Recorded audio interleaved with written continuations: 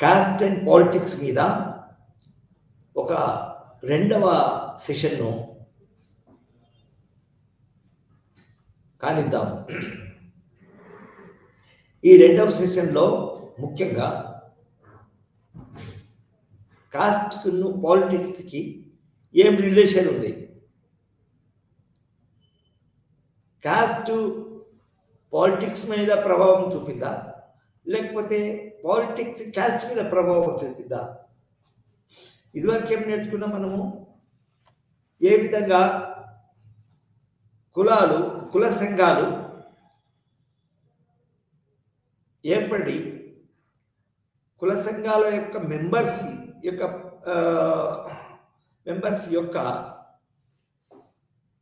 ప్రయోజనాలు కాపాడుతూ కొత్త ప్రయోజనాలు ప్రవేశపెడుతూ ఆ ప్రయోజనాలు నెరవేర్చడానికి ప్రయత్నిస్తున్నాయని నేర్చుకున్నాం. ఉదాహరణకి అసలు కుల సంఘాలు అనేటి నిజానికి ఇదివరకు చాలా విషయాలు అసలు కుల సంఘాలలో లేకుండా, ఫర్ ఎగ్జాంపుల్ కొత్త కుల సంఘాలు ఏర్పడి లాస్ట్ క్లాస్లో నేర్చుకునే కొత్త కుల సంఘాలు ఏర్పడి ఏం చేసినవి, స్టూడెంట్స్కి వాళ్ళ కులానికి సంబంధించిన విద్యార్థులకి హాస్టల్ స్టార్ట్ చేయడం, వాళ్ళ కులానికి సంబంధించిన విద్యార్థులకి ట్యూషన్లు కోచింగ్ సెంటర్లు పెట్టడము, వాళ్ళ కులానికి సంబంధించిన విద్యార్థులకి స్కాలర్షిప్ ఇవ్వడము, తర్వాత వాళ్ళ కులానికి సంబంధించిన విద్యార్థులకి ఫారిన్ పోవడానికి మన స్కాలర్షిప్లు ఇవ్వడము. నిజంగా పేపర్ అడ్వర్టైజ్మెంట్ ద్వారా అది రెడ్డి కుల సంఘాలు కానీ, తర్వాత ఇంకా వేరే మన పద్మశాలి కుల సంఘాలు కానీ, వేరే కుల సంఘాలు కానీ అసలు నిజంగా చాలా కొత్త విధమైన ప్రోగ్రామ్స్ పెట్టి కొత్తగా కుల సంఘాల మెంబర్స్ని మెప్పించడానికి ప్రయత్నం చేశారు. అందులో అన్నిటికంటే ముఖ్యమైనదంటే వాళ్ళ కులస్తులు రాజకీయాల్లో కూడా అసెంబ్లీ కానీ పార్లమెంట్ కానీ ఎన్నుకొనబడడానికి కూడా ప్రయత్నాలు చేసినాయి. అసలు ఇంకా ఉన్నాయి నాన్ ఎలక్టరల్ పాలిటిక్స్. అసలు ఏంటంటే అసలు కుల సంఘాల యొక్క మీటింగ్స్ ఏర్పరచడం, కులంకు సంబంధించిన మన ముఖ్యులను, ఇదివరకటి ముఖ్యులను ఇప్పటి ముఖ్యులను బర్త్డేస్ సెలబ్రేట్ చేయడము మొదలైన కార్యక్రమాలు చేసినాయి.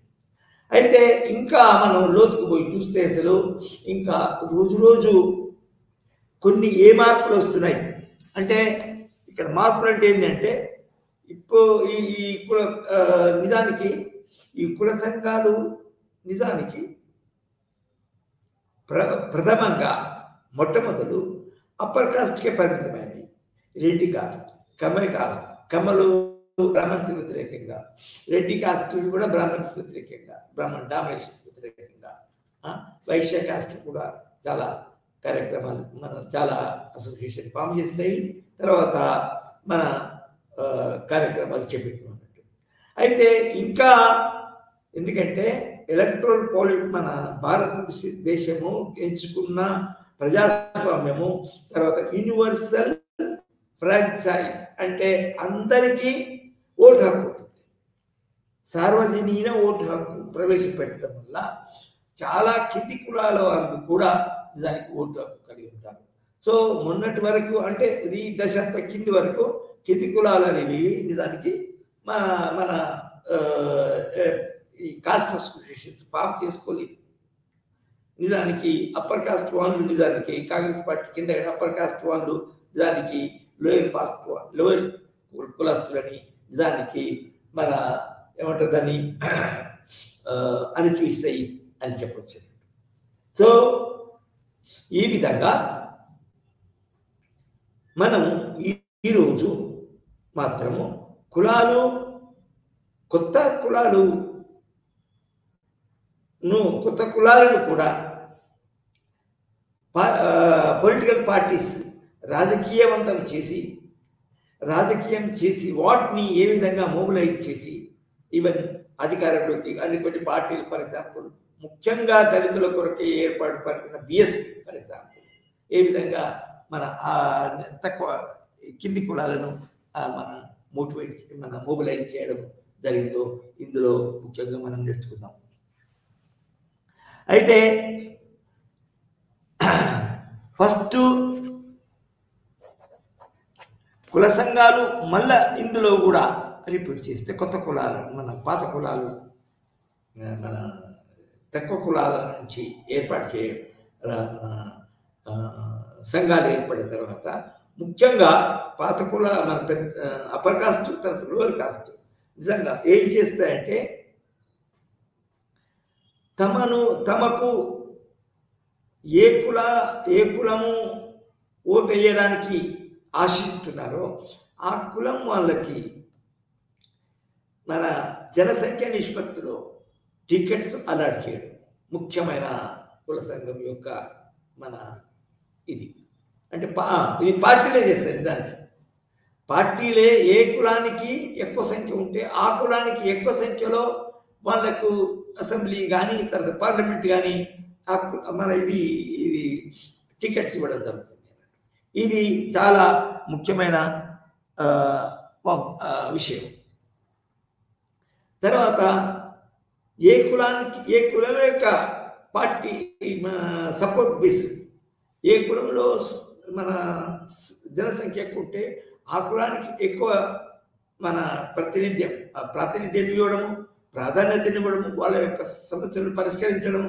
అంతేకాకుండా ఆ కులానికి ముందు చెప్పినట్టు ఎక్కువ మన వాళ్ళ జనసంఖ్య నిష్పత్తి ప్రకారం సపోర్ట్ బేస్ ప్రకారం సీట్లను అలాట్ చేయడం. ఈ విధంగా ముఖ్యమైన పాత్రలు ఈ పొలిటికల్ పార్టీస్ ఈ కాస్ట్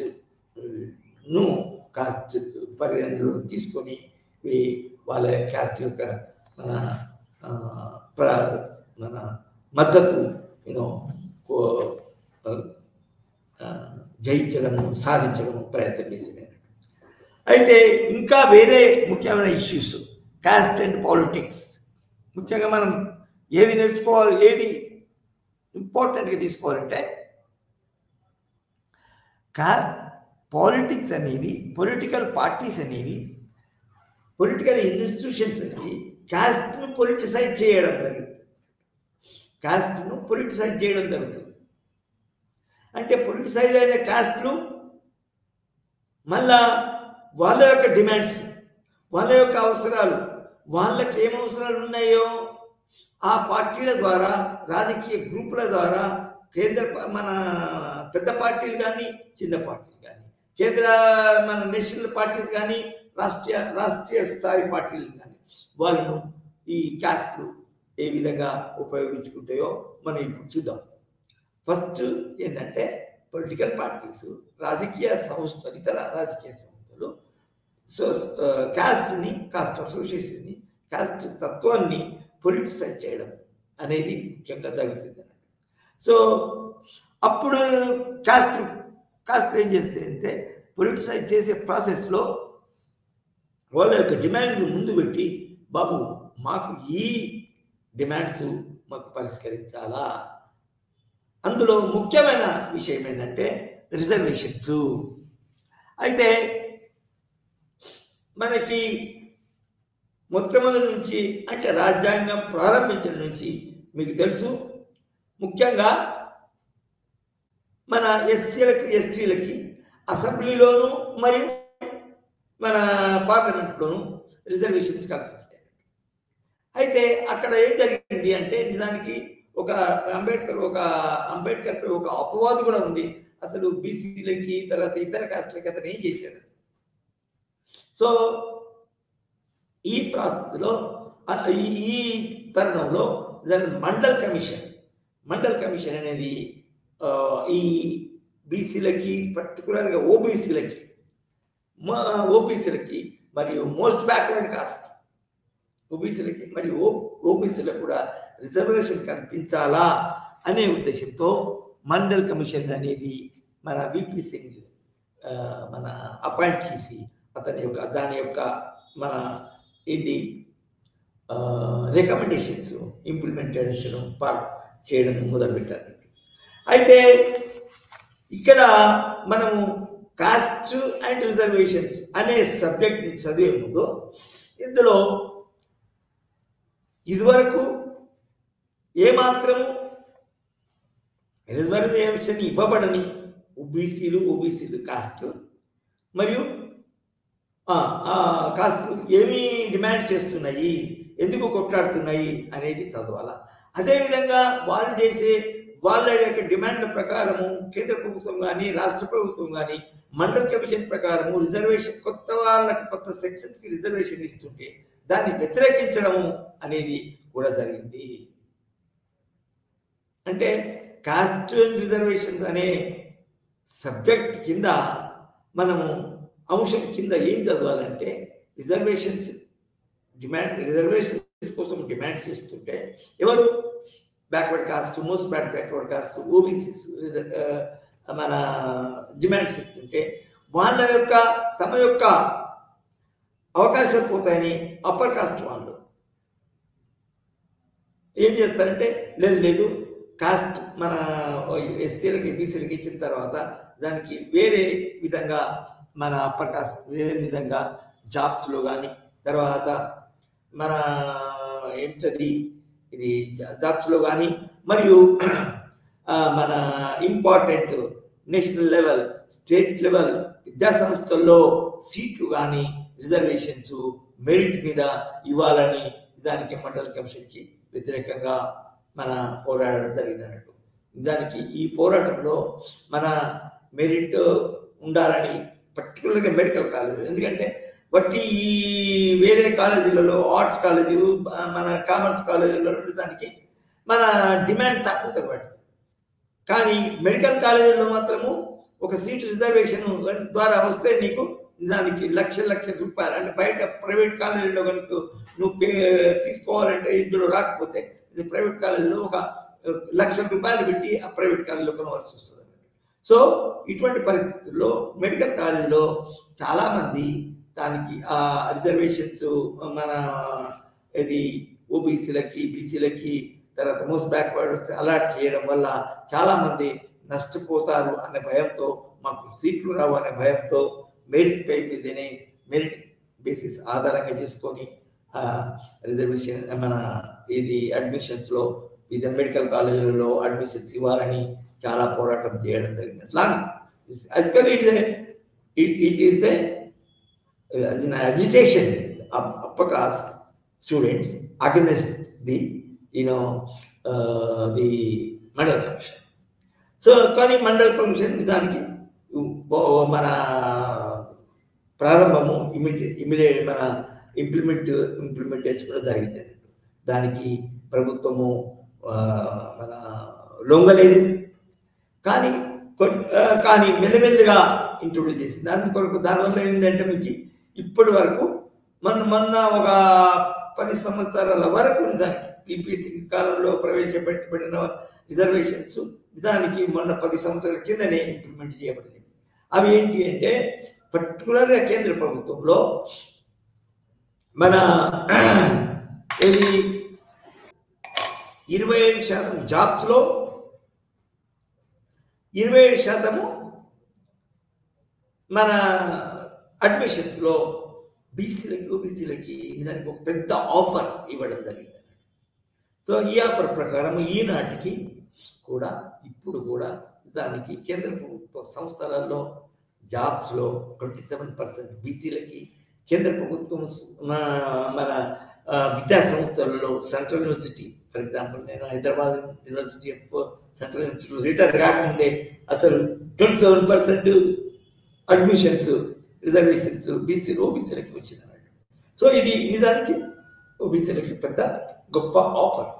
అంటే ఇది మన నిజానికి ఇంప్లిమెంటేషన్ మండల్ కమిషన్ ఇంప్లిమెంటేషన్ ప్రాసెస్లో మండల్ కమిషన్ వ్యతిరేకంగా మన అప్పర్ కాస్ట్లు తర్వాత ఈ మండల్ కమిషన్ ద్వారా చేసిన రికమెండేషన్స్ ఎవరైతే తమ అవకాశాలు తగ్గించబడతాయో వాళ్ళందరూ మండల్ కమిషన్ వ్యతిరేక రిజర్వేషన్ మన పోరాటం చేస్తే నిజానికి ఈ కౌంటర్ రెవల్యూషన్ కూడా జరిగింది అన్నట్టు. అంటే ఎవరైతే మండల కమిషన్ వ్యతిరేకిస్తున్నారో వారికి వ్యతిరేకంగా ఈ ఓబీసీ మన కాస్ట్ వాళ్ళు, మన విద్యార్థులు, పర్టికులర్ యూత్ మన కౌంటర్ రెవల్యూషన్ కూడా కౌంటర్ అజిటేషన్ కూడా చేయడం జరిగింది అన్నట్టు.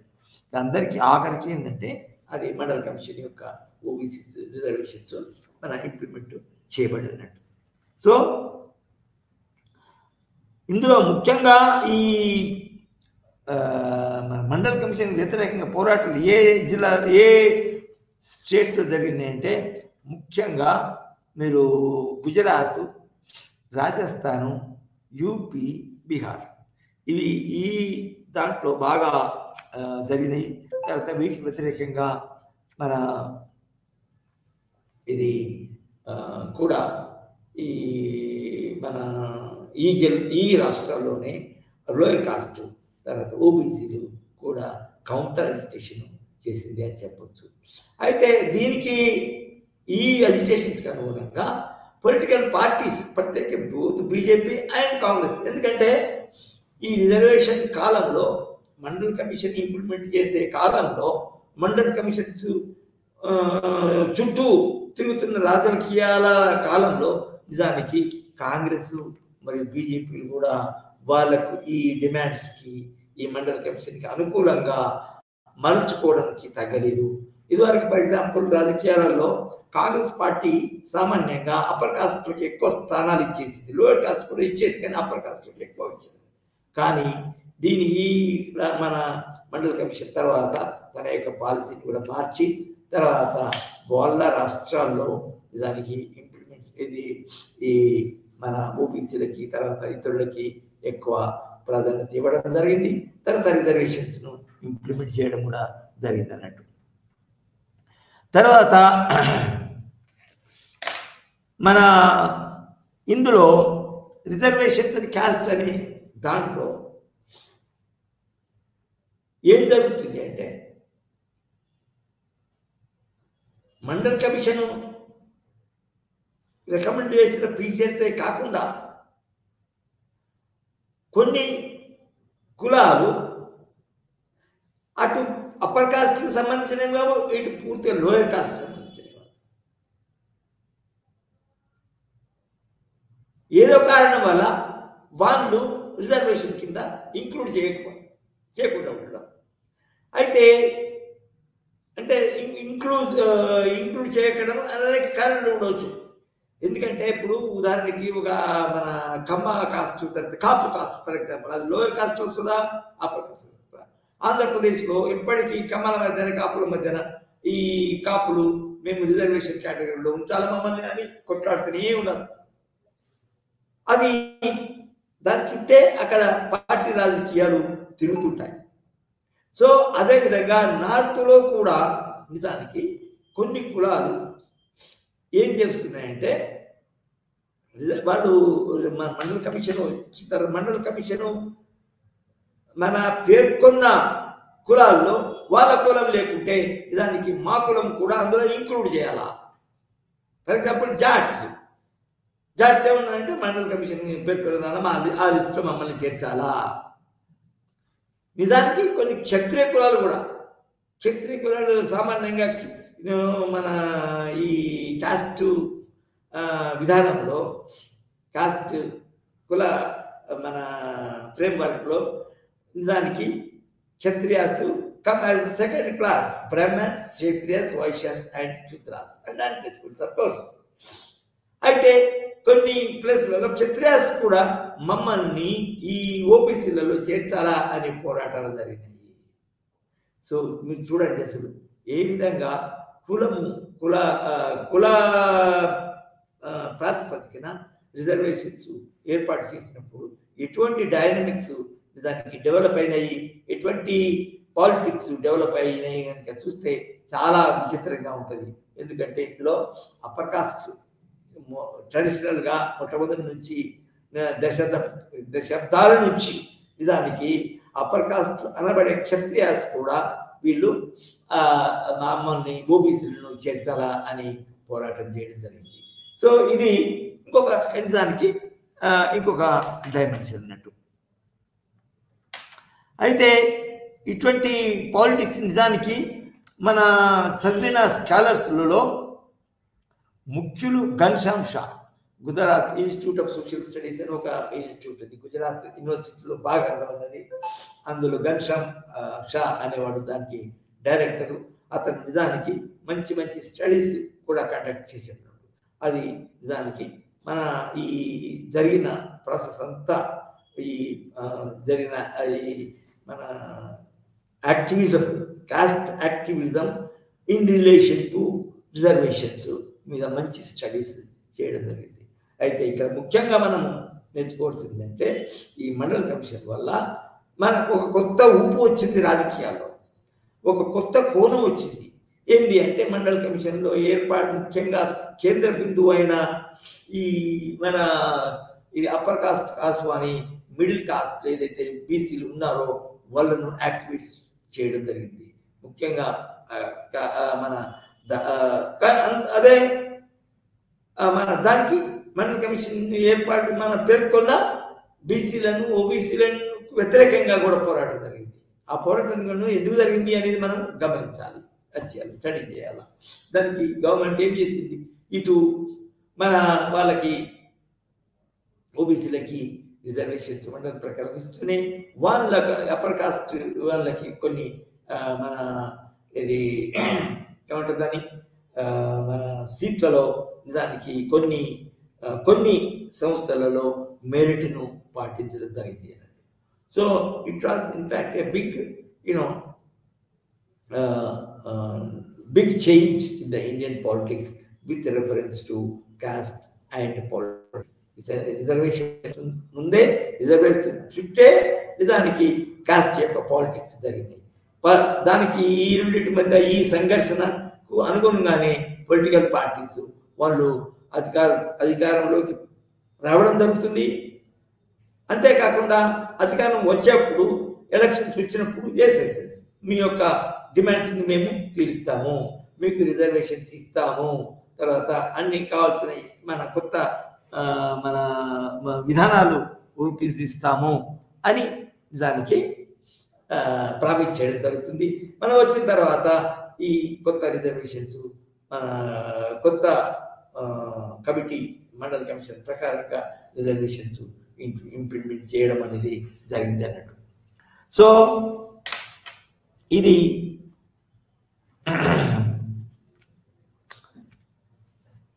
ఇంకా ఈ క్యాస్ట్ అండ్ పాలిటిక్స్లో ఇంకా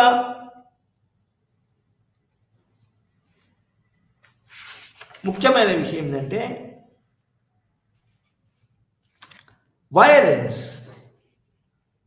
వైలెన్స్ అనేది సామాన్యమైపోయింది.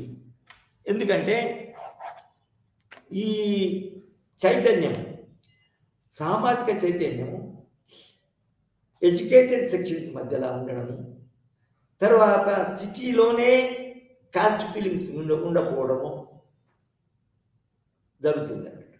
కానీ గ్రామాల్లో మాత్రము కులతత్వము నిజానికి పేర్కొని, అంటే కులతత్వములో మార్పు లేదన్నట్టు.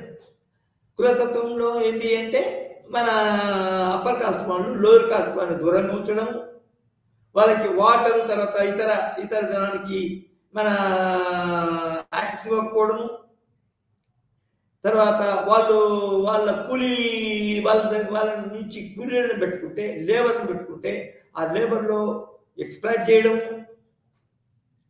తర్వాత ఏమైనా మన లోయర్ కాస్ట్ వాళ్ళు బాయ్స్ కానీ గర్ల్స్ కానీ అప్పర్ కాస్ట్ యొక్క బాయ్స్ని గర్ల్స్ని పెళ్లి చేసుకోవడం, ప్రేమించి పెళ్లి చేసుకోవడం జరిగితే వాళ్ళను ఆ లోయర్ కాస్ట్ వాళ్ళని అంగదొక్కడము లేదా చంపడము జరుగుతుంది. ఏది వీళ్ళ గ్రామాల్లో. ఎందుకంటే గ్రామాల్లో they are excluded from the cities. They are far from the educated consciousness of the section.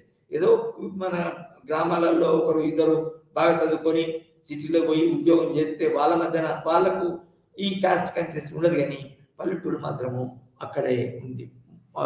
దానివల్లనే నిజానికి కాస్ట్ అండ్ పాలిటిక్స్లో ఏం జరిగిందంటే వైలెన్స్ అనేది చాలా ముఖ్యాంశంగా ఎమర్జ్ అయింది అన్నట్టు. అది అందులో ముఖ్యమైన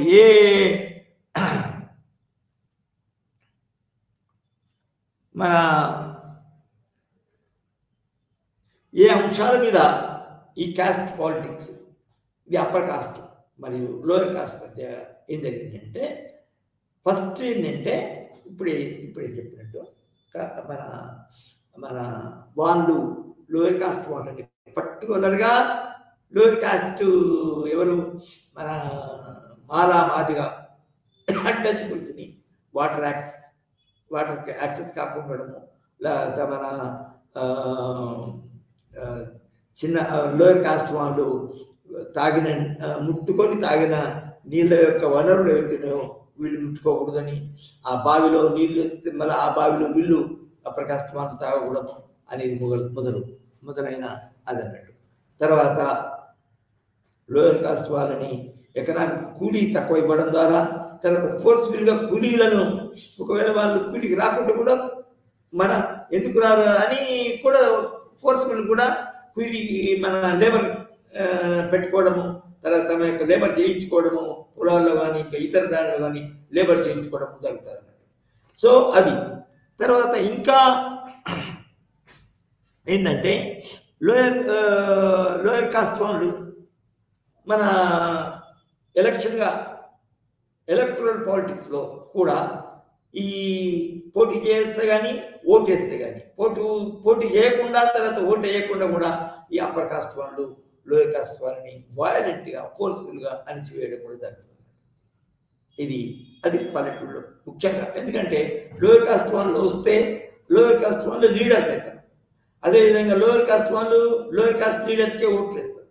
కాబట్టి లోయర్ కాస్ట్లను దూరంగా ఎలక్ట్రల్ ఓటింగ్ దూరంగా ఉండడానికి కూడా ప్రయత్నాలు జరిగినాయి అప్పర్ కాస్ట్ వాళ్ళ చేతితో. సో ఇది ఈ విధంగా వైలెన్స్ హింసాత్మక ఘటనలు కూడా దారితీసినాయి. హింసాత్మక ఘటనల్లో కూడా అప్పర్ కాస్ట్ వాళ్ళు పాల్గొనడం జరిగింది అన్నట్టు. అంతేకాకుండా సామాన్యంగా అప్పర్ కాస్ట్ వాళ్ళకి ల్యాండ్స్ ఉంటాయి, లోయర్ కాస్ట్ వాళ్ళు ల్యాండ్స్.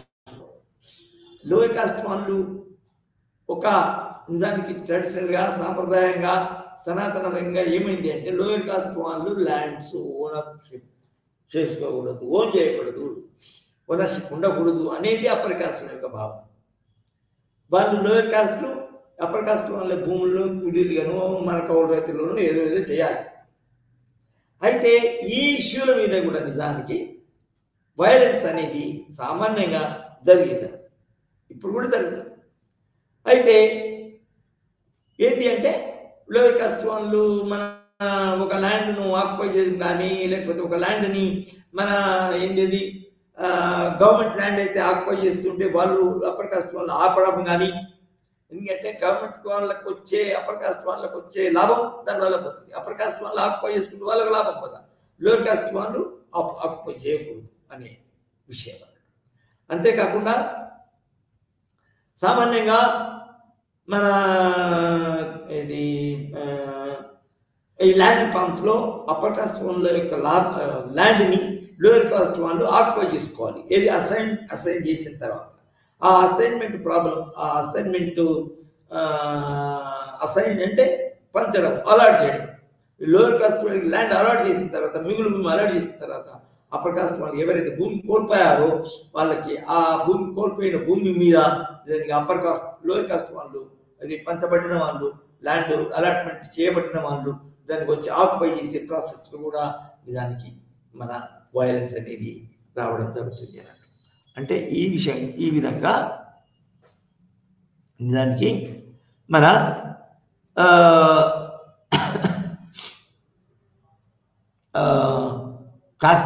లోయర్ కాస్ట్ వాళ్ళు ఎమర్జ్ అయ్యే ప్రాసెస్లో నిజానికి ఈ అప్పర్ కాస్ట్ వాళ్ళు వాళ్ళని అడ్డుకోవడము, అన్ని విధాలు అడ్డుకోవడము జరిగింది. దానికి చాలా మన సంఘటనలు తమిళనాడులో కానీ తర్వాత ఉత్తరప్రదేశ్లో కానీ చాలా మన వైలెంట్ మెథడ్స్ ఆఫ్ ఆపరేషన్ జరిగినాయి. ఫర్ ఎగ్జాంపుల్ మనకి చరిత్రాత్మకంగా మారిన మన ఇది కారంచెడు అనే విలేజ్లో ఖమ్మం వాళ్ళు మన మాదిగలపై వాళ్ళకు చేసిన అటాక్స్, తర్వాత ఏదో చిన్న విషయంలో చాలా చిన్న విషయం నిజానికి, ఆ చిన్న విషయానికి మన ఒక అబ్బాయి నిజానికి మన వాళ్ళు అప్పర్ కాస్ట్ వాళ్ళు ఖమ్మం వాళ్ళు వాడే బావిల నుంచి నీరు ముట్టుకొని వాడాడు. దాన్ని వ్యతిరేకించి అప్పర్ కాస్ట్ పోయి దాన్ని లోయర్ కాస్ట్ పోయి కొట్టడం జరిగింది. కొట్టిన తర్వాత అట్లా కొడితే నువ్వెందుకు కొట్టినవని ఈ మాదిగ వాళ్ళ అమ్మాయి దాన్ని వచ్చి దాన్ని ఆ అప్పర్ కాస్ట్ అబ్బాయిని తిట్టడం కొట్టడం జరిగింది. ఇది ఎంతవరకు దారి తీసింది అంటే అది అప్పర్ కాస్ట్ వాళ్ళు అందరూ వచ్చి ఈ లోయర్ కాస్ట్ వాళ్ళను తిట్టడం కొట్టడం జరిగింది. అంతేకాకుండా మన మాదిగవాడలో ఉన్న కొన్ని మన ఇళ్ళను కూడా తగలబెట్టడము, మంట పెట్టడము, కాల్చడం జరిగింది. సో అందులో కొందరు మన మాదిగలు కూడా చనిపోవడం జరిగింది ఆ ఫైర్. సో ఇటువంటి వ్యాలెన్స్ కూడా చాలా మట్టికి ఈ రాజకీయాల్లో ఉంటాయి. అది అప్పుడేమవుతుందంటే ఇక్కడ ఈ రాజకీయ పార్టీలు ఎవరి వైపు ఉండాలా అనే ప్రశ్న వస్తుంది. బీజేపీ, తర్వాత కాంగ్రెస్, తర్వాత కమ్యూనిస్టు, ఈ పార్టీలు ఇటువంటి మన సంఘటనలపై మన స్టాండ్ తీసుకోవాలా, ఒక పాలసీ తీసుకోవాలా. కాబట్టి ఆ పాలసీలు అనేటివి మన ఈ వాళ్ళ యొక్క రాజకీయ విధానం ఎలా ఉండాలా, రాజకీయ పాలసీలు ఎలా ఉండాలనేది వాళ్ళ మేనిఫెస్టోలో చేర్చాలి. దాన్ని ఫర్ ఎగ్జాంపుల్ ఈ విధంగా కులాల మన ఈ తక్కువ కులాలపై జరిగిన దాడులను ఖండించాలనే ఖండిస్తున్నాము అంటేనే అప్పుడు మళ్ళీ వాళ్ళకి తక్కువ కులాల వాళ్ళు వీళ్ళకి ఓటేస్తారు. సో ఇది నిజానికి రాజకీయ పార్టీల్లో మన ఎప్పుడు జరిగే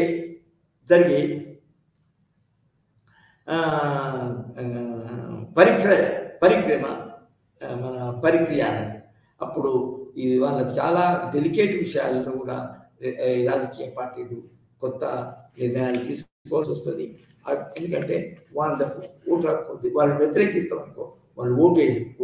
ఎవరైతే ఫర్ ఎగ్జాంపుల్ మన వేరే పార్టీలు ఏవైతే ఈ అణచవేయబడిన కులాలను రక్షిస్తారో, అనుకూలంగా మన విధానాలు రూపొందించుకుంటారో వాళ్ళకు ఓటిస్తారు కాబట్టి. సో ఆ విధంగా నిజానికి మన వైలెన్స్ అనేది చాలా ముఖ్యమైన మన పరిక్రియ. సంఘటనల యొక్క మన వైలెన్స్ దానికి పాలిటిక్స్ యొక్క ప్రభావం చాలా ఉంటుందని చెప్పాలి. వైలెన్స్ యొక్క ప్రభావం ఇది రాజకీయాల మీద. వైలెన్స్తో కూడుకున్న అసలు వైలెన్స్ ఎందుకైతే మనం చదవాలి. తర్వాత వైలెన్స్ సంఘటనలు జరిగితే అప్పుడు అది రాజకీయాలపై ఏ విధంగా ఎటువంటి ప్రభావం కలుగుతుంది. పొలిటికల్ పార్టీస్ ఏదైతే సెంటర్స్ ఆఫ్ పాలిటిక్స్ ఏదైతే వాటి మీద ఏ ప్రభావం చెప్తుంది, వాటి యొక్క మన ఎజెండాను, మేనిఫెస్టో విధానాలను ఏ విధంగా ప్రభావిస్తామో అనేది చదవాల్సి వస్తుంది.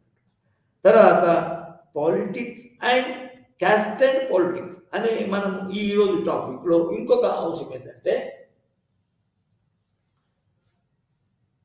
క్యాస్ట్ సింబల్స్ ఉపయోగించి ఓట్లు పొందాలా, పలానా కులానికి సంబంధించిన ఇంపార్టెంట్ సింబల్స్ ఏవైతే ఉన్నాయో ఆ సింబల్స్ని ఉపయోగించి ఐడెంటిఫై అసోసియేట్ చేసి ఆ సింబల్కి సంబంధించిన సంబంధించిన నిర్ణయాలు తీసుకొని ఆ సింబల్స్ ఎవరినైతే ఇంప్రెస్ చేస్తాయో, ఎవరినైతే సంతోషపడతాయో, ఎవరినైతే సంతృప్తి పడతాయో వాళ్ళ ఓట్లు పొందాలని ఒక సింబల్స్ ఉపయోగించడం జరుగుతుంది పొలిటికల్ పార్టీస్లో. అందులో ముఖ్యమైన మన పార్టీ ఇందులో చాలా సింబల్స్ని ఉపయోగించి అధికారాన్ని వచ్చింది ఏంటంటే BSP. Bahujan Samaj party.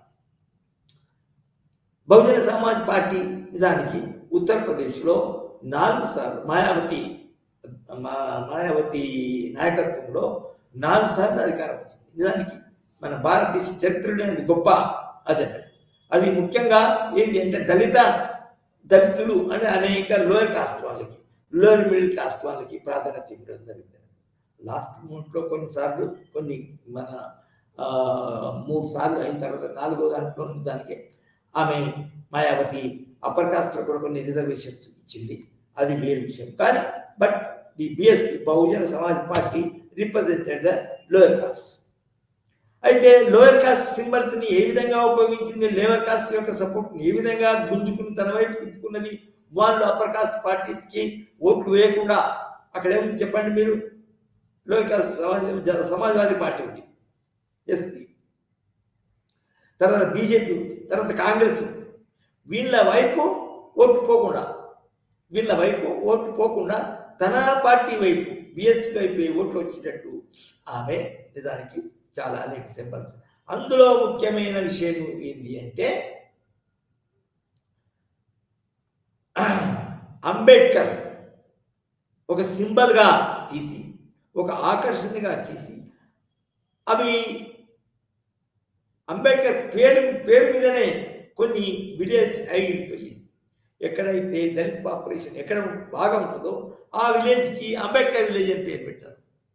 So ఆ సింబల్ ఏం చేస్తుందంటే అక్కడ ఉన్న ఆ విలేజ్లో ఉన్న ముఖ్యమైన అది పాపులేషన్ అంతా ఇటువైపోయారు. ఎన్ని డబ్బులు ఇచ్చినా, ఎన్ని సారం పోసినా, ఇంకేమి మన ఆకర్షణలు ఇచ్చినా కూడా నిజానికి అప్పర్ కాస్ట్ పార్టీస్కి, వేరే పార్టీస్కి ఓట్లేదు. కానీ బిఎస్పీకే ఓట్లేస్తారు, ఎందుకంటే అది బిఎస్పీఏ క్రియేట్ చేసింది, అంబేద్కర్ విలేజ్ చేసేది.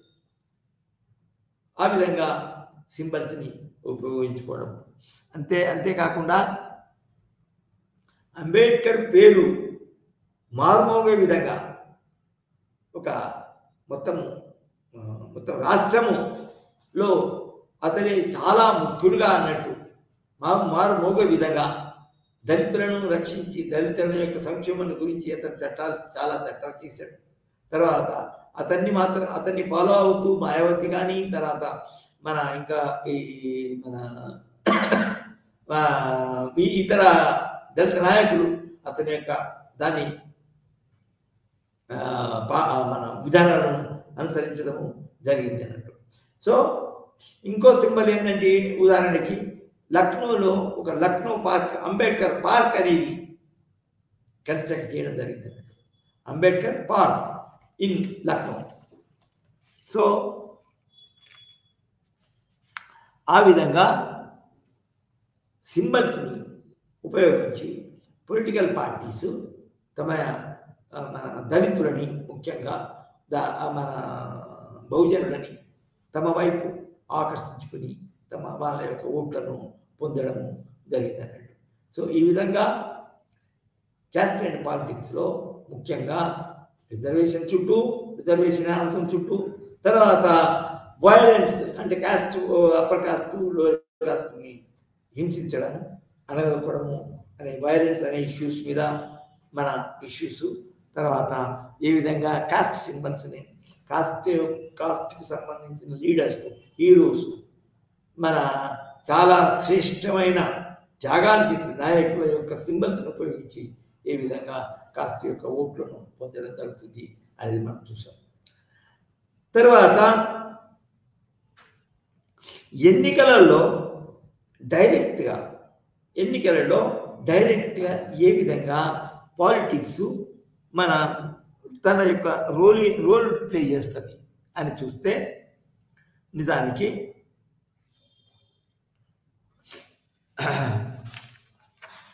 ఈ లోయర్ కాస్ట్ వాళ్ళకి వాళ్ళ యొక్క ఓట్లను సంపాదించడానికి పార్టీస్ నిజానికి ఎప్పుడు ప్రయత్నం చేసినాయి. ఇది జనరల్ ఇష్యూ లేకుండా, ఒక ఏ పర్టికులర్గా అంశం లేకుండా జనరల్గా చెప్తున్నాను. అర్లీ డికేడ్స్ ఆఫ్ ఇండిపెండెన్స్ కాంగ్రెస్కి అన్ని కులాల మద్దతు ఉండేది. కాంగ్రెస్కి అన్ని కులాల మద్దతు ఉండేది. కానీ రాను రాను మన చైతన్యం పెరిగిన కొద్దీ తర్వాత వాళ్ళ కొత్త డిమాండ్స్ ఐడెంటిఫై చేసుకుని ఆ డిమాండ్స్ కోసం పోరాడాలని అనుకున్నప్పుడు తర్వాత కాంగ్రెస్లో నిజానికి డామినేషను అన్ని డికేట్స్లో బ్రాహ్మణ డామినేషన్, అప్పర్ కాస్ట్ల యొక్క డామినేషన్ ఉంది, ల్యాండెడ్ యొక్క డామినేషన్ ఉంది. తర్వాత మెల్లమెల్లగా ఈ ఓబీసీలు నిజానికి కూడా ల్యాండెడ్ వాళ్ళు ఉన్నారు, కానీ అన్టచబుల్స్ ల్యాండెడ్ కాదు. అసలు మన నిజానికి డెవలప్మెంట్ ప్రోగ్రామ్స్లో, ల్యాండ్ రిఫార్మ్స్ ప్రోగ్రామ్స్లో నిజానికి ఓబీసీలు సాంప్రదాయకంగా ఉన్న వ్యవసాయదారులు, కౌలుదారులు, వాళ్ళకు ల్యాండ్ రిఫార్మ్స్ వచ్చిన తర్వాత వాళ్ళకే పట్టాలు వచ్చినాయి, వాళ్ళకే ల్యాండ్ డిస్ట్రిబ్యూషన్ చేయడం జరిగింది ఎక్కువ. సో దానివల్ల ఏమైంది అంటే ఈ మన ల్యాండ్ లెస్ వాళ్ళు అనేది ఈ ముఖ్యంగా సాంప్రదాయకంగా లేకపోవడం వల్ల వాళ్ళ యొక్క పార్టిసిపేషన్ పాలిటిక్స్లో కూడా తక్కువ ఉండేది. కానీ వస్తుంటే వాళ్ళకి ల్యాండ్ డిస్ట్రిబ్యూట్ చేయడం, తర్వాత వాళ్ళకి ఇతర మన ఇది రిజర్వేషన్స్ సీట్లు ఇవన్నీ రావడము, ఇవన్నీ ఈ డిమాండ్స్ ఎక్కువ చేయడం చేసినప్పుడు పొలిటికల్ పార్టీస్ కూడా, కాంగ్రెస్ కూడా, బీజేపీ కూడా వాళ్ళకి కావాల్సిన డిమాండ్స్ను మన పరిష్కరించడానికి ప్రయత్నం చేస్తాయి. వాళ్ళకి మన ఏంటిది రిజర్వేషన్స్ ఇవ్వడానికి ప్రయత్నం చేస్తాయి. అది మళ్ళీ జాబ్లో కానీ తర్వాత దీంట్లో కానీ అది వాళ్ళు అప్పర్ కాస్ట్ వాళ్ళు సామాన్యంగా వాళ్ళ యొక్క వ్యతిరేకతను లెక్క చేయకుండా, ఎందుకంటే వాళ్ళు వ్యతిరేకించినా కూడా, వాళ్ళు ఓట్లు వేయకున్నా కూడా అప్పర్ కాస్ట్ వాళ్ళ యొక్క సంఖ్య తక్కువ ఉంటుంది. కానీ ఓబీసీలు తర్వాత దళితుల యొక్క సంఖ్య ఎక్కువ ఉంటుంది. బీఎస్పీ అనేది నిజానికి పెద్ద ఒక వాళ్ళకి గండం లెక్క అయింది, గండం లెక్క వచ్చింది. ఏది అప్పర్ కాస్ట్ పై కాంగ్రెస్ కానీ బీజేపీ కానీ ఒక గండం లెక్క వచ్చింది అన్నట్టు. సో ఈ యొక్క రాజకీయ మన ఈ కొత్త చైతన్యవంతమైన పరిస్థితులు డెవలప్ అయినప్పుడు మన ఈ నిమ్న కులాలు తర్వాత లోయర్ కాస్ట్లో కూడా మన ప్రాధాన్యత ఇవ్వడం జరుగుతుంది. లోయర్ కాస్ట్ల యొక్క డిమాండ్స్ని పరిపూర్ణం చేయడం జరుగుతుంది. నిజానికి ఈ కాస్టిజంని, కాస్ట్ యొక్క మన ప్రాధాన్యతని మన దేశంలో, మన సమాజంలో, మన ఆర్థిక వ్యవస్థలో ఏ విధంగా ఉన్నదో దాన్ని పరిగణలోనికి తీసుకోకుండా వాళ్ళ ఏమైనా క్లాస్ పాలిటిక్స్ వాళ్ళు చేశారు. కాబట్టి అది కమ్యూనిస్ట్ పార్టీ కానీ, సిపిఎం కానీ, మరియు సిపిఎంఎల్ కానీ, ఈ పార్టీలు వాళ్ళ కులం యొక్క ప్రాధాన్యతను, కులం యొక్క రోల్ను వాళ్ళు సరిగా స్టడీ చేయలేకపోవడం వల్లనే దానికి వాళ్ళు చాలా వెనుకబడ్డట్టు అయిపోయింది అని మనం చూస్తున్నాం కూడా. ఈరోజు మన ఈ కమ్యూనిస్టు యొక్క కేంద్ర బిందువు అయిన తెలంగాణలో కూడా ఒక్క సీట్ మాత్రమే వచ్చింది ఈ మొన్నటి మన రాష్ట్రీయ ఎలక్షన్లో. అది కూడా 13, 14 సీట్లలో సిపిఎం పోటీ చేస్తే ఒక్కటి కూడా మన గెలవలేకపోయింది. అది సిపిఐ మాత్రం కాంగ్రెస్తో కొంచెం అండర్స్టాండ్ తీసుకొచ్చి అది మన కొత్తగూడెంలో పోటీ చేసింది. కాబట్టి సిపిఐకి ఒక చోటు. ఎందుకు ముఖ్యంగా అంటే ఏంటంటే అసలు కాస్టిజము మన భారత సమాజంలో తర్వాత తెలంగాణ కానీ, ఆంధ్రలో కానీ, తమిళనాడు కానీ ఎటువంటి ప్రాధాన్యత కలిగి ఉంది. తర్వాత దాని చుట్టే రాజకీయాలు ఏ విధంగా తిరుగుతున్నాయి, తర్వాత దాని రిజర్వేషన్స్ అవన్నీ మన పరిగణలోకి తీసుకొనే తన యొక్క విధానాలు రూపొందించుకోకుండా ఒక క్లాస్ ఒక కేంద్ర బిందుగా చేసుకొని తమ మేనిఫెస్టో చేయడం వల్ల ఏం జరిగింది అంటే అది దానికి అప్పర్ కాస్ట్ వాళ్ళకి నిజంగా పాలిటిక్స్కి చాలా దూరం అయిపోయింది.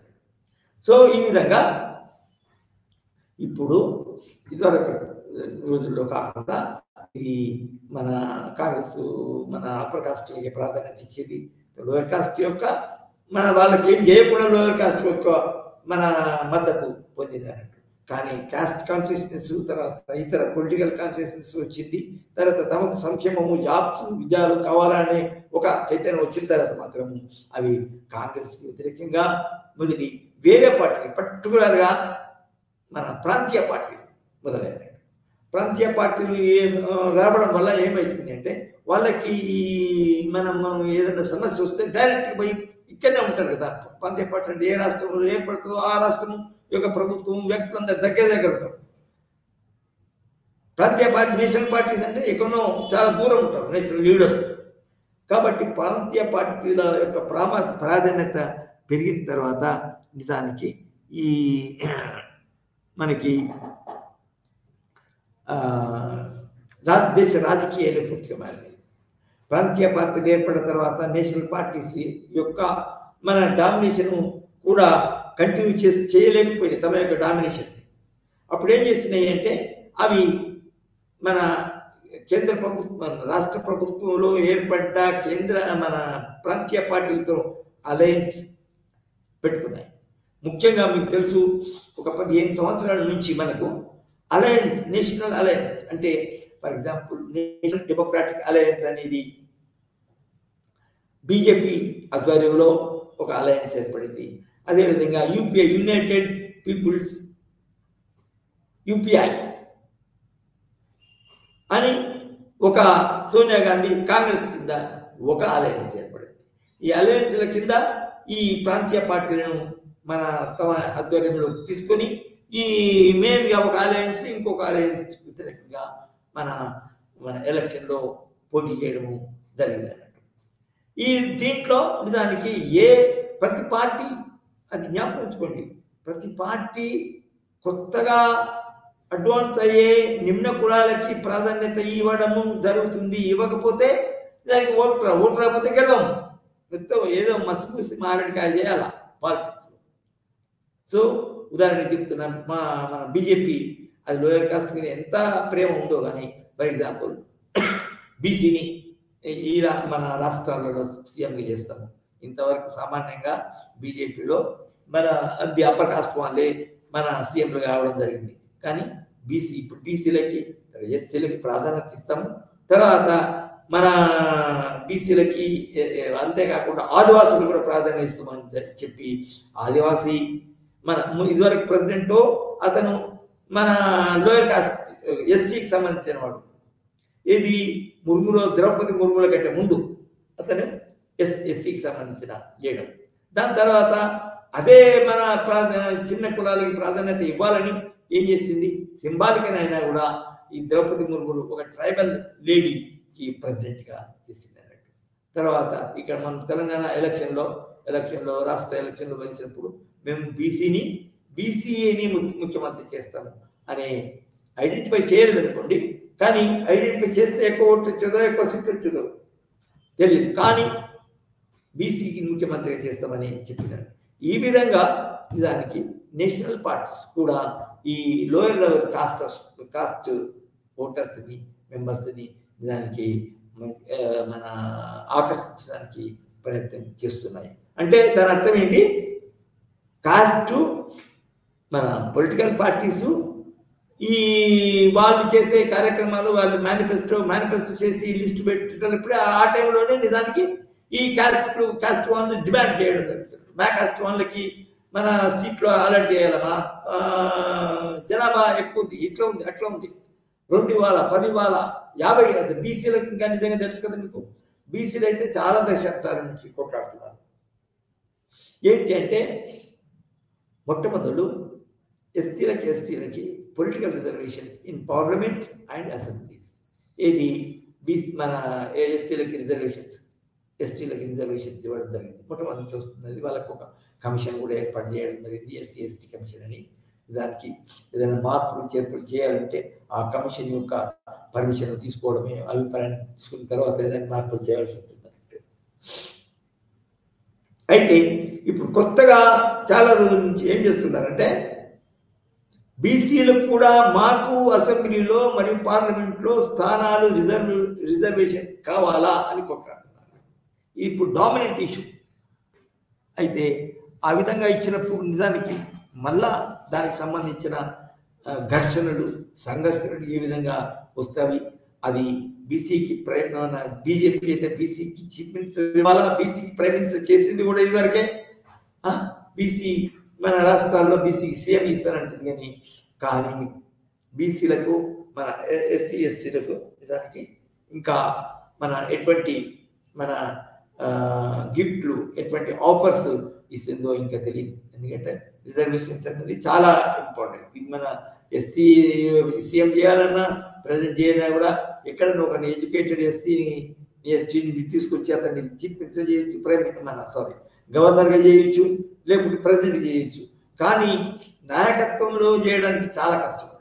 ఎందుకంటే అక్కడ ఎస్సీ నాయకుడిగా మారడము నెలకి మన అప్పర్ కాస్ట్ వాళ్ళకి నచ్చదు.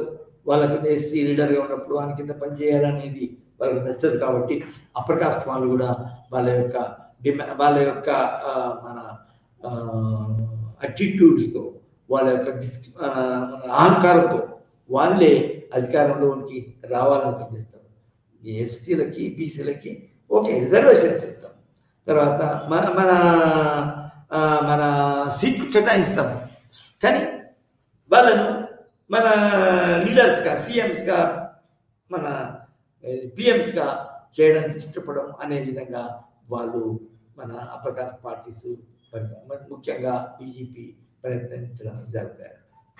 సో ఈ విధంగా ఎలక్టరల్ పాలిటిక్స్లో కూడా మన ఈనాటి ప్రస్తుత రాజకీయాల్లో భారత రాజకీయాల్లో లోయర్ కాస్ట్ వాళ్ళు విధంగా పూర్తిగా మన పార్టిసిపేట్ చేస్తున్నారు, ఓట్లు వేస్తున్నారు.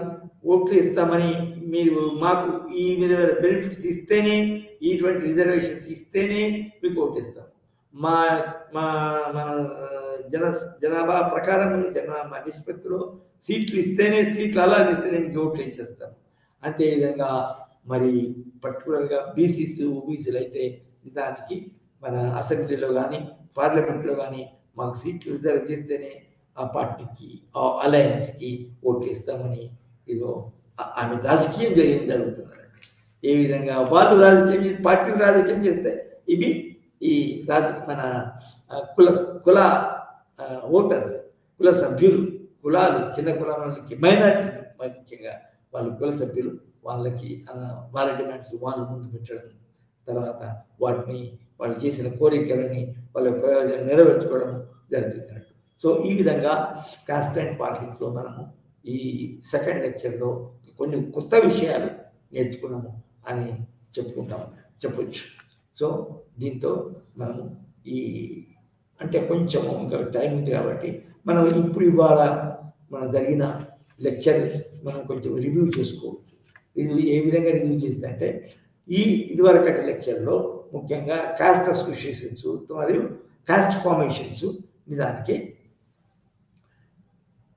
రాజకీయాల్లో కాకుండా కొంచెం రాజకీయాల్లో కానీ non political issues, non political రంగంలో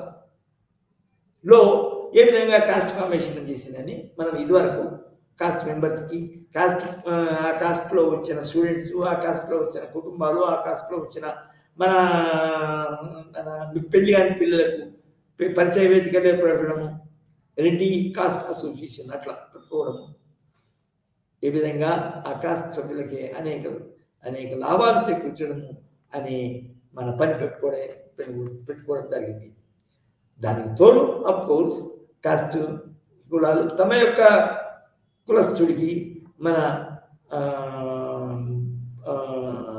ఎలక్షన్లో టికెట్ ఇవ్వడము కూడా పోరాడడం జరిగింది. అవి ఎంతవరకు పోయినాయి అంటే మన ఎవరన్నా ఆ కులానికి సంబంధించిన విద్యార్థి ఎవరైనా ఫారిన్ పోతుంటే అతనికి డబ్బులు లేవనుకో కొన్ని లక్షలు, 5 లక్షలు, 10 లక్షలు కూడా ఈ పార్టీ అసోసియేషన్ ఇది సమకూర్చి దాని తర్వాత అతను వచ్చిన తర్వాత అతనికి వెనక తీసుకోవడం జరుగుతుంది. లేకపోతే మెరిట్ ఉంటే అతనికి మొత్తము స్కాలర్షిప్ ఇవ్వడం జరుగుతుంది. సో అటువంటి విషయాలు మనము లాస్ట్ లెక్చర్లో కాస్ట్ అండ్ పాలిటిక్స్ నేర్చుకున్నాం. అయితే ఇవాళ మనం ముఖ్యంగా నేర్చుకున్నది ఏంటంటే ఏ విధంగా మన కాలం గడుస్తుంటే జాబు యొక్క ప్రాధాన్యత పెరుగుతూ కానీ జాబ్స్ తక్కువైతుంటే ముఖ్యంగా 1990లో గ్లోబలైజేషన్ గ్యాప్ మన గ్లోబలైజేషన్ అండ్ ప్రైవేటైజేషన్ వచ్చిన తర్వాత నిజానికి జాబ్స్ తక్కువైతున్నాయి కానీ డిమాండ్ ఎక్కువైతుంది, జనసంఖ్య పెరుగుతుంది, నిరుద్యోగులు పెరుగుతున్నారు. అంటే మన graduates, post graduates, PhD, doctorates పెరుగుతున్నారు. సో ఈ పెరిగే మన క్రమంలో నిజానికి పాలిటిక్స్ కూడా రోజు రోజుకు ఒక డిఫరెంట్గా అయిపోతుంది.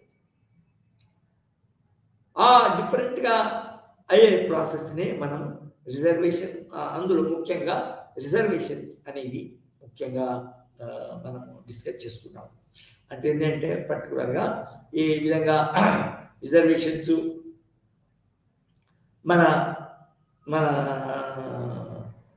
మండల్ కమిషన్ ప్రకారం ఓబీసీలో కూడా ఇవ్వాలని రికమెండ్ చేసిన తర్వాత దానికి ఆ విధంగా చేస్తే అసలు మెరిట్ ఉన్న వాళ్ళు పోతారు.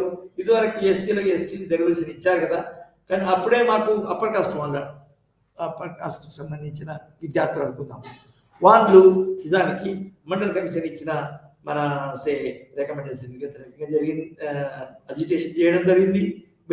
పర్టికులర్గా ఈ పోరాటం మన మండల్ కమిషన్ చేసిన రికమెండేషన్కి వ్యతిరేకంగా మెడికల్ కాలేజీలో బాగా జరిగింది. ఎందుకంటే మెడికల్ కాలేజీలో సీట్లు చాలా తక్కువ ఉంటాయి, తర్వాత డిమాండ్ ఎక్కువ ఉంటుంది. డిమాండ్ ఎక్కువ ఉంటుంది కాబట్టి దాని ప్రైవేట్లో కొనుక్కోవాలంటే కనీసం 30 లక్షలు 40 కొనుక్కోవాలి కాబట్టి సో వానికి వ్యతిరేకంగా జరిగింది.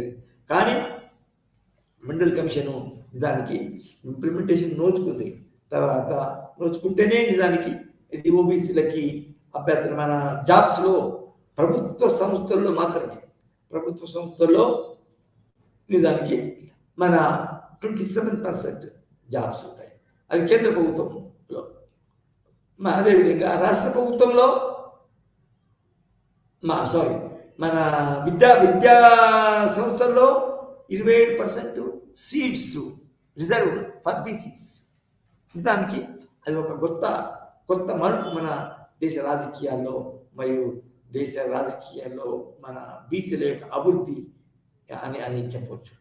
సో ఈ విధంగా అయితే ఆ మండల కమిషన్కి అనుకూలంగా, మండల కమిషన్ వ్యతిరేకంగా చేసినప్పుడు ఆ వ్యతిరేకించిన పార్టీకి వ్యతిరేకంగా మళ్ళీ ఓబీసీలు కూడా అజిటేషన్ తీసుకురావడం జరిగింది.